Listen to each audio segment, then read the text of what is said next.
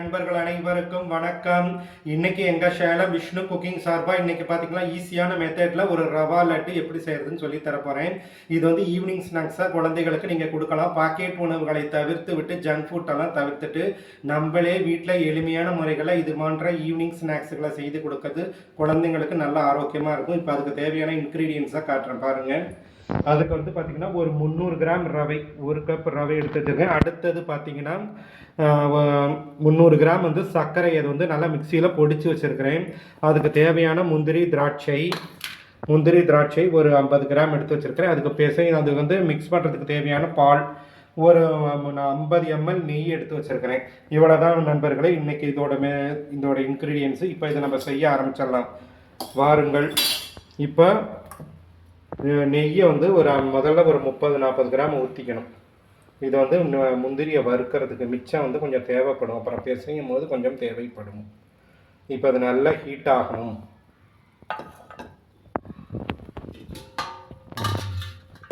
இப்போ அது 50 கிராம் நெய் நெய்க்கு வந்து போடுறதுக்கு வறுக்கிறதுக்கு முந்திரி திராட்சை.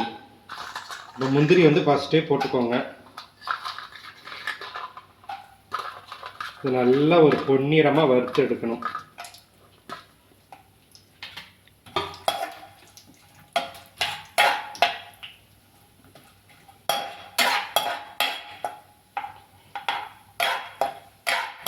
நல்ல முந்திரி தான் இதுக்கு நல்ல ஒரு சுவையை தரும். நெய்யோடு போட்டு பிசையும் பொழுது இது நல்ல ஒரு சுவை வந்து நமக்கு நல்லா கிடைக்கும். நல்லா கொஞ்சம் பொன்னிறமாக வறுத்து எடுக்கணும். திராட்சையை போடுறேன். முந்திரி கொஞ்சம் பொன்னிறமாக வறுத்தோடனே திராட்சையை போட்டுறேன். இப்போ வந்து நெய்யில் வந்து முந்திரி திராட்சையை வறுத்து வச்சுட்டேன். இப்போ அடுத்தது பார்த்தீங்கன்னா இப்போ வந்து இந்த ரவையை வந்து நல்லா போட்டு வறுக்கணும். நல்லா வாசனை வருகிற வரைக்கும் இந்த ரவையை போட்டு வறுக்க வேண்டும். ரோஸ்டட் ரவைனால நம்மளும் கொஞ்சம் நல்லா இது பண்ணிக்கலாம்.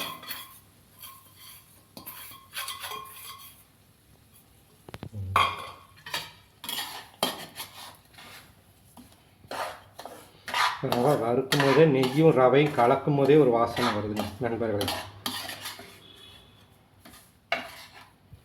நல்லா வறுக்கணும். வறுக்கும் பொழுது நல்ல ஒரு வாசனை வரும் பாருங்கள். அதுதான் ரவா லட்டுக்கே சூப்பராக இருக்கும் சாப்பிட்றதுக்கு. கொஞ்சம் தேவைப்படும் போது கொஞ்சம் நெய் ஊற்றிக்கலாம். மிச்ச நெய்யாக வச்சுருக்கணும், ஏன்னா அது கடைசியாக கொஞ்சம் அப்போ தான் நல்லா சுகரெல்லாம் போட்டதுக்கப்புறம் கொஞ்சம் சேர்த்துக்கணும். இப்போ அது ரவை நல்லா மிக்ஸ் ஆகிடுச்சு. இதில் சில பேர் தேங்காய் கூட துருவல் போடுவாங்க.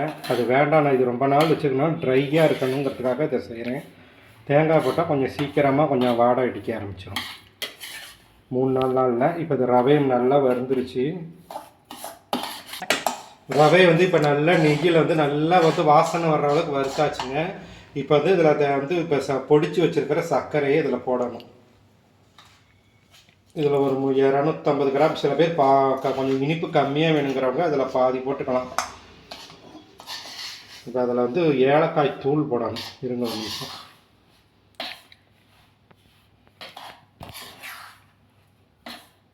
நண்பர்கள் இப்போ வந்து பார்த்திங்கன்னா ஏலக்காயை நல்லா பொடிச்சு வச்சுருக்கிறேன்.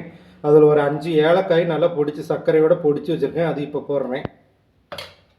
விஷயத்துலேயே ரெடி ஆகிடும்.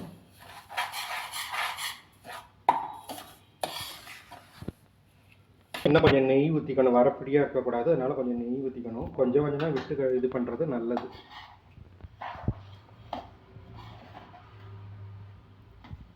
ரவை வந்து பவுடரேட் சுகர் போட்டு நல்லா ஏலக்காய் தூள் போட்டாச்சு. இப்போ அடுத்தது வறுத்து வச்சுருந்து நெய்யில் வறுத்த முந்திரி திராட்சை இதில் போட்டாங்க. இதை போட்டுட்டு மிக்ஸ் பண்ணிவிட்டு சூடு ஆடுறதுக்கு முன்னாடி பாலை ஊற்றி கொஞ்சம் கொஞ்சமாக பிசைங்க. இப்போ அடுத்த ப்ராசஸிங் அதுதான். இப்போ இதை நல்லா கிண்டியாச்சு. அதை கவனிக்க வேண்டிய மெத்தட்ஸ் இது பார்த்திங்கன்னா இந்த ரவா லட்டை வந்து இப்போ ஆஃப் பண்ணியாச்சு. இப்போ அதை லட்டு பிடிக்கணும். ஓரளவு ஆற விட்டோன்னே கொஞ்சம் லேசாக ஆறும் போதே இதை எடுத்து கடாயிலேருந்து வேற ஒரு தட்டுக்கு இதை மாற்றிடுங்கள். இப்போ அதை கொஞ்சம் நல்லா ஆற விடணும். சூடாக இருக்கும் போதே இதை பிடிச்சிடணும். லேசாக பாலை தெளித்து இப்போ ரவுண்ட் உருண்டை பிடிக்கணும் நண்பர்களே. கை பொறுக்கிற சூட்லேயே செஞ்சிடணும். சுடுது சூட்டிலேயே செஞ்சிடணும்.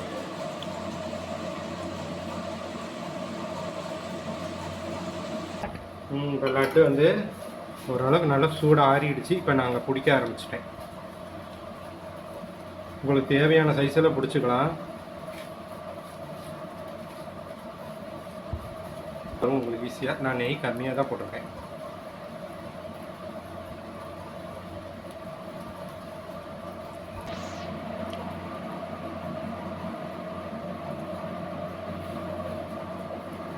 இது வந்து இப்போ லட்டு வந்து பிடிக்க ஆரம்பிச்சிட்டேன். இது கொஞ்சம் பொறுமையாக கொஞ்சம் செய்யணும், இல்லைன்னா அது உடையாத அளவுக்கு 2-3 நாளைக்கு தாங்குற அளவுக்கு கெட்டியாக செய்யணும்.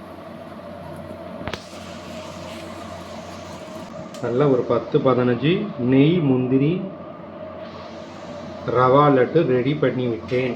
நண்பர்கள் அனைவரும் பாருங்கள், பயன்பெறுங்கள், தங்கள் இல்லங்களை செய்து சாப்பிட்டு மகிழுங்கள்.